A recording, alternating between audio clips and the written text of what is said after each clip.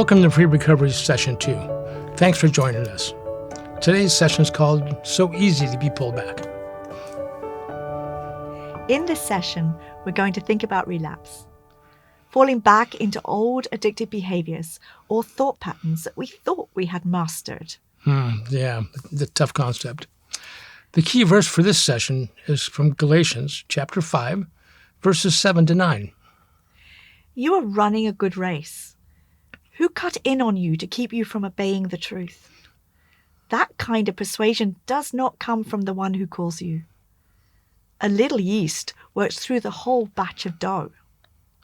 Well, this was written by Paul, and he was concerned about the Galatian Christians. They had heard and trusted the gospel that they could be saved by faith alone in Christ alone.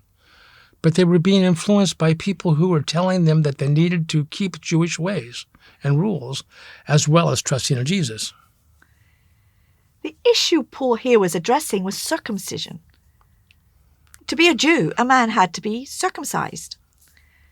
Someone was telling the Christians that they needed to be circumcised as a Jew to be truly saved. This simply wasn't true, but the Galatian believers were slipping back into thinking that they had to do something in order to be saved. Ooh, that's works. They were not completely trusting in God's grace, were they? No. Peter was a follower of Jesus. He was one of the 12 disciples, and more than that, he was one of Jesus' 3 closest friends.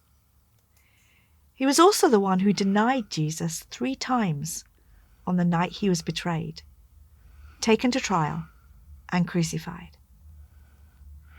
Just hours before, Peter was absolutely convinced that he would always stand by Jesus, and yet that very same evening he failed Jesus completely.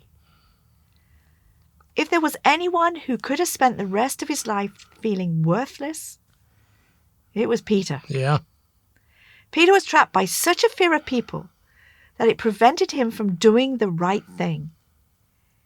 He was utterly convinced that he would always stand by Christ, and yet, when the heat was on, he denied him. This story, however, has a good ending. Peter met with the resurrected Jesus at the end of John's Gospel and had a moment of loving connection with the Savior of the world. Jesus Christ himself restored Peter and gave him a new purpose and enabled him to carry it out. That was a pretty radical episode. Let's look at another time, several years later, when the people-pleasing side of Peter reared its ugly head once again.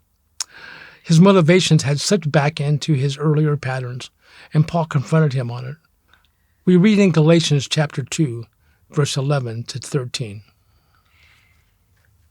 When Peter came to Antioch, I opposed him to his face, because he stood condemned.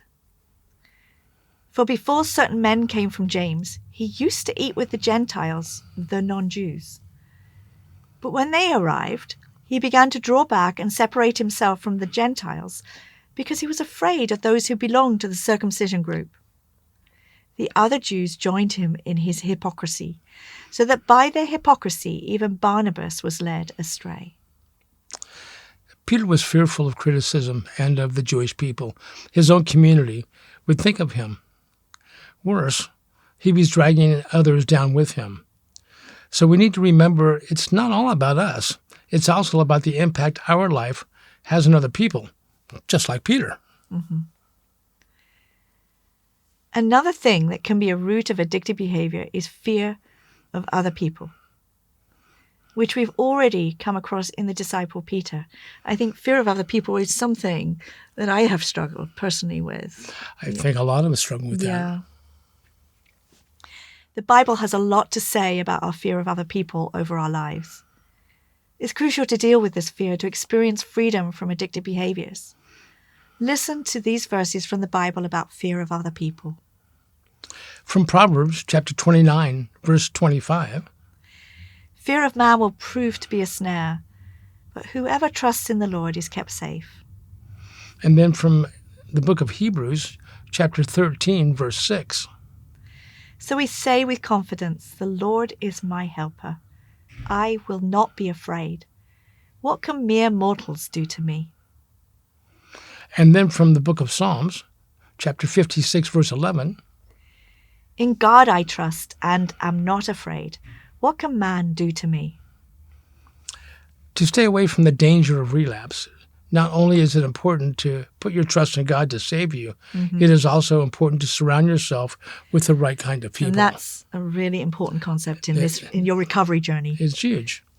Let's look at Galatians chapter 5, verses 7 to 10. Here Paul is writing dramatically about a specific way that people can be dragged down, and the principle of relapse can clearly be seen. Let's hear what he has to say in these verses. You are running a good race. Who cut in on you to keep you from obeying the truth? That kind of persuasion does not come from the one who calls you. A little yeast works through the whole batch of dough. That's our key verse for the day, isn't it? It is. I'm confident in the Lord that you will take no other view. The one who is throwing you into confusion, whoever that may be, will have to pay the penalty. We can see from this that the Galatians were on a good path, but someone was trying to persuade them to go down a different path. This did not come from Christ. Paul was talking about their understanding of the gospel, but what he says applies to addictive behavior patterns too. Yeah. A small path of deviation can truly become a big issue, and it is important to hold on to the teaching and freedom that you have in Christ. Yeah. Therefore, it is wise and good to remove yourself from the company of people who are leading you into confusion. Yes. And Paul had strong words against such people. That's a very important thing. It is. An author called C.S. Lewis wrote, The safest road to hell is the gradual one, the gentle slope, soft underfoot, without sudden turnings, without milestones, without signposts. Mm-hmm. Jesus said something very similar in Matthew chapter 7, verses 13 to 14. Jesus said, Enter through the narrow gate, for wide is the gate, and broad is the road that leads to destruction, and many enter through it. Mm-hmm. But small is the gate and narrow the road that leads to life, and only a few find it. Yeah. The road to destruction is always the easier road. Boy, we know that one. We do. We have sinful hearts that want to go that way. You must actively choose to go on the narrow road, even though it is the more difficult journey. Paul tells the Corinthians in 1 Corinthians chapter 15, verses 33 to 34, Do not be misled. Bad company corrupts good character. Come back to your senses as you ought and stop sinning, for there are some who are ignorant of God. I say this to your shame. It's so important. Bad company corrupts good character. Mm-hmm.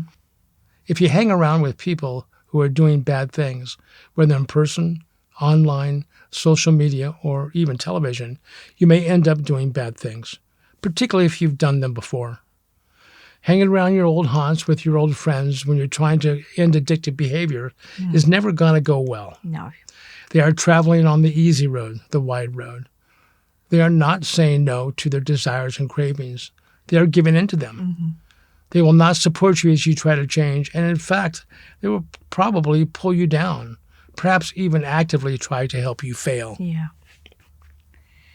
There is another way that other people may pull you down, and we see it in Galatians chapter 6, verse 1. Here Paul says, Brothers and sisters, if someone is caught in a sin, you who live by the Spirit should restore that person gently. Yeah. But watch yourselves, or you may also be tempted. Yes. Here we are warned that even our good intentions can lead to our downfall.